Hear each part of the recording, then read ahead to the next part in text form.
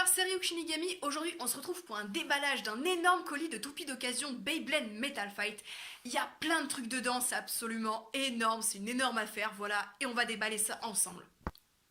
Donc c'est parti, on va commencer. Alors ne vous inquiétez pas, il n'y a pas que ça dans le lot, bien sûr, hein. J'ai mis les toupies de côté histoire de pas tout vous spoiler, mais on va déjà commencer par du lourd. Donc c'est-à-dire que hormis les lanceurs Metal Fight qu'on a là, dont le lanceur Light Launcher de droite et gauche de Variares, on a, mais attendez, on a quelques trucs burst. Alors là, on a une Excalibur Random Layer, donc Zig Excalibur, hein, en recolor, sorti dans un Random Layer, dans les machines distributeurs Gashapon, qu'on peut trouver au supermarché.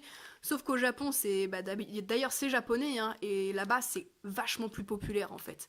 Donc mes Beyblade, ils mettent des trucs comme ça dedans.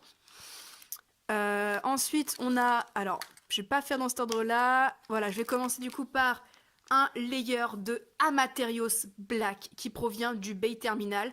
Donc le Bay Terminal, en fait, c'est une machine Gashapon, sauf que c'est à la fois une machine arcade où vous pouvez jouer dedans et en fait c'est, je crois, un tirage au sort, une loterie. Et vous pouvez gagner ces pièces-là, donc vous doutez bien que c'est assez rare et en plus c'est exclusif Japon. D'ailleurs, tout ce que je vais vous unboxer dans cette vidéo sera produit japonais. Donc, layer de Amaterios Asso, toupie d'attaque. Là, on a aussi un article qui provient du Bay Terminal. Il s'agit du driver Byte en caoutchouc rond, qui est un driver de défense qui appartient à Baldur. Donc là aussi de l'édition limitée. Là, on a cette fois le driver Assault de Amaterios. Donc le driver qui va avec cette toupie. Là, on a le disque Aéro doré qui va du coup avec la Amaterios. Donc ça fait cette Amaterios Asso complète. Cherchez juste le prix sur internet pour voir, mais ça vaut assez cher. Et pour finir, on en a un dernier. Donc ça a été déballé, mais ça n'a pas été joué, donc c'est ça qui est bien.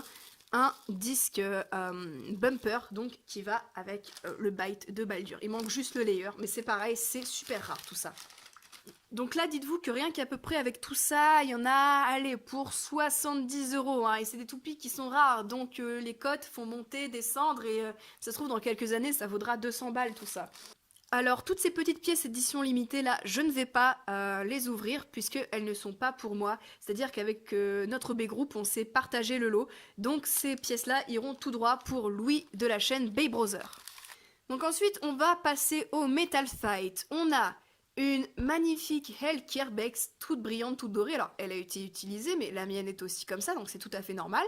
Les pièces sont en bon état, je veux dire, rien n'est usé hormis la peinture, mais ça, c'est tout à fait normal, donc je suis super contente.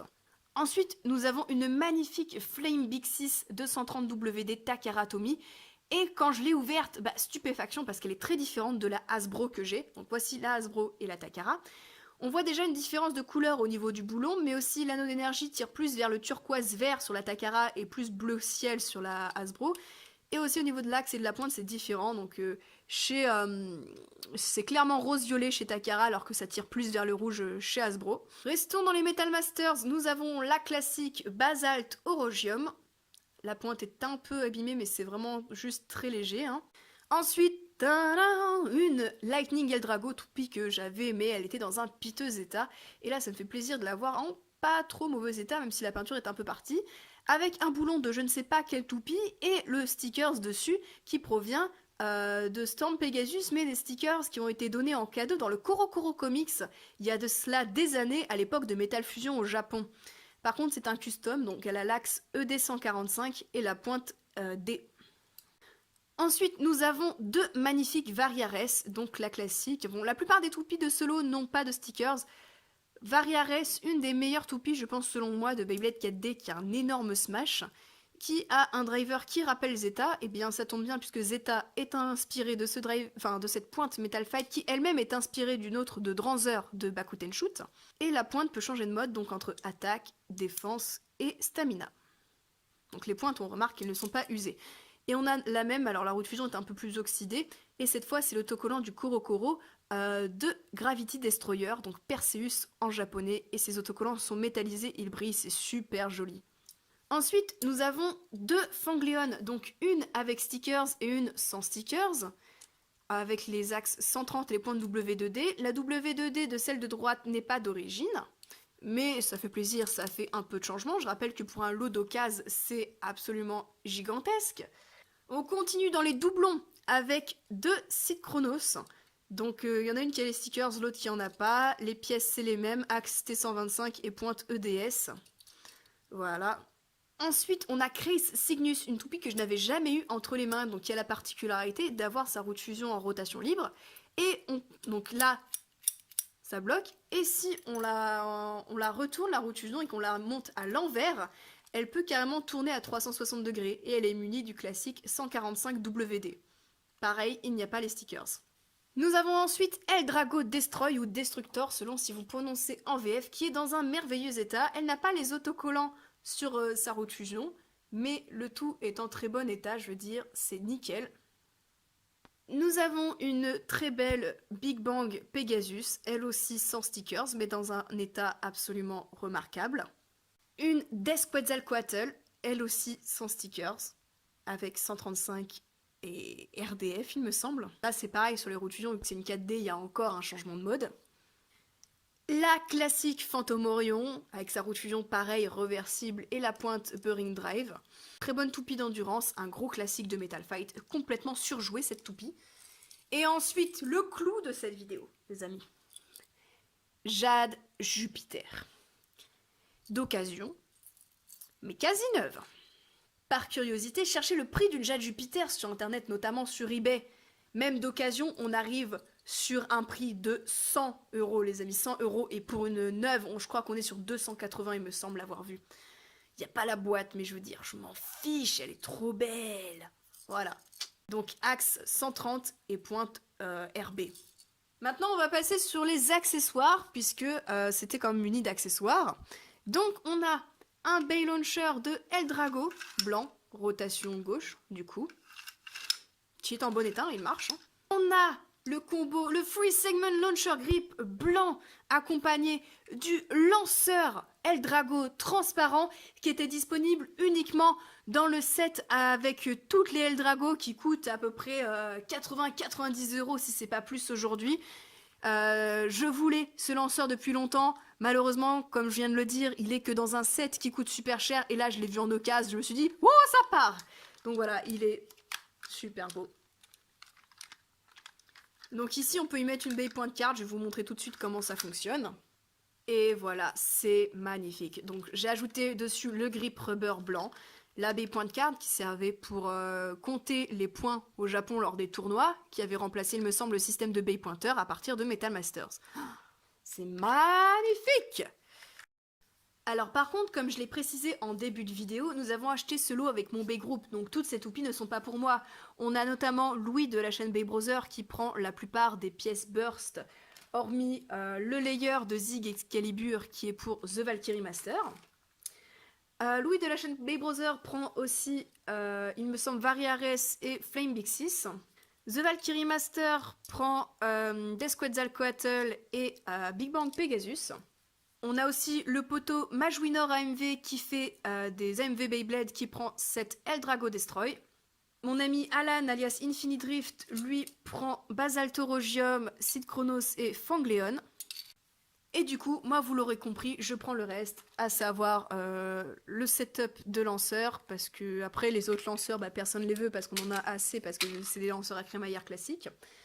La Kerbex parce que personne n'en veut, la Eldrago parce que j'y tiens, une Variares parce que personne n'en veut, mais je vais finir par la garder, une Cygnus parce que je l'ai pas, une Chronos parce que la mienne, j'ai pas envie de niquer l'autocollant, donc ça m'en fera une pour la collection, une pour jouer.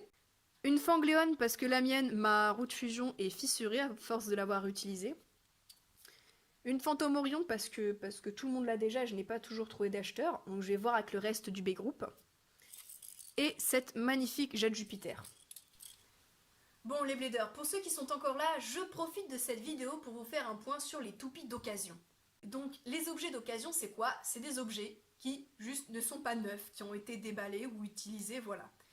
Et sachez que pour Beyblade, eh bien, on peut trouver pas mal de choses intéressantes comme moi ce lot que j'ai trouvé pour une petite centaine d'euros. Alors ça a l'air beaucoup comme ça, sauf que dites-vous que rien que la Jade Jupiter coûte 200 €, donc c'était une affaire. Vous êtes beaucoup parfois à me dire oui j'ai pas assez d'argent pour acheter des toupies ou alors j'ai pas assez d'argent pour acheter telle ou telle toupie, je devrais choisir laquelle.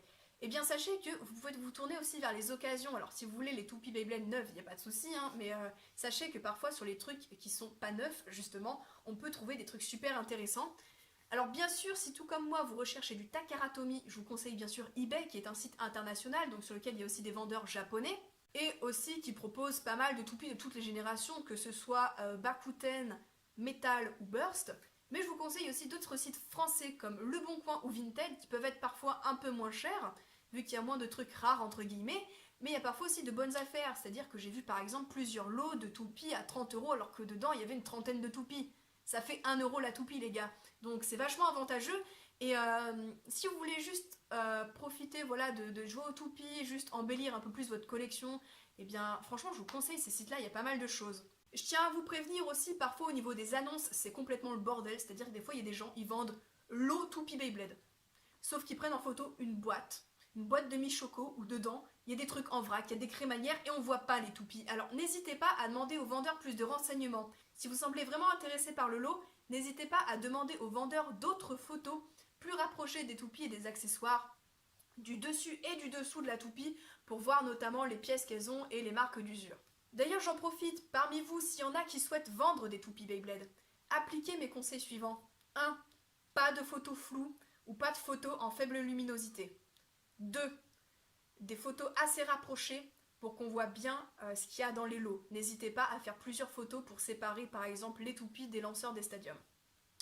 Prenez des photos du dessus et du dessous des toupies.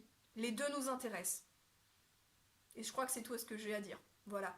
Et aussi, avant de vendre vos toupies, aussi renseignez-vous. C'est-à-dire, mettez pas Beyblade s'il s'agit de toupies qui ne sont pas des Beyblade. Écrivez Beyblade correctement, je rappelle B-E-Y-B-L-A-D-E, parce que les Beyblade, les Beyblade, les Blade, j'en ai vu, mais comme ça, donc c'est assez chiant à taper dans les moteurs de recherche, et sachez que mieux votre annonce est orthographiée, mieux votre produit se vendra. Voilà, c'était les conseils de Ryo Shinigami, et je pense que je vais vous laisser là-dessus, je vais profiter de mon lot parce que j'ai envie de les essayer, et je vous dis à plus pour de prochaines vidéos. Alors non, pas au revoir en fait, parce que j'ai complètement oublié de vous dire un truc. Je serai présente à la finale de la Battle League le dimanche 7 juillet à la Japan Expo. Vous étiez beaucoup à me faire remarquer qu'il n'y avait pas mon nom sur le site de la Battle League. Je n'y peux rien, c'est Storm et Light qui sont mises en avant en priorité, mais sachez que j'y serai là aussi. Et des membres de mon B-Group seront là aussi, donc en plus de Light et Storm, donc bien sûr il y aura moi, il y aura Stardust Dragonful. On aura aussi Alan Infini Drift, je vais y arriver avec son pseudo. Il y aura aussi Dark Bull 13, je crois qu'il y aura Pega Jinka. Après pour les autres je suis pas sûre, mais bref, rendez-vous à la Japan Expo le 7 juillet, hyper vitesse!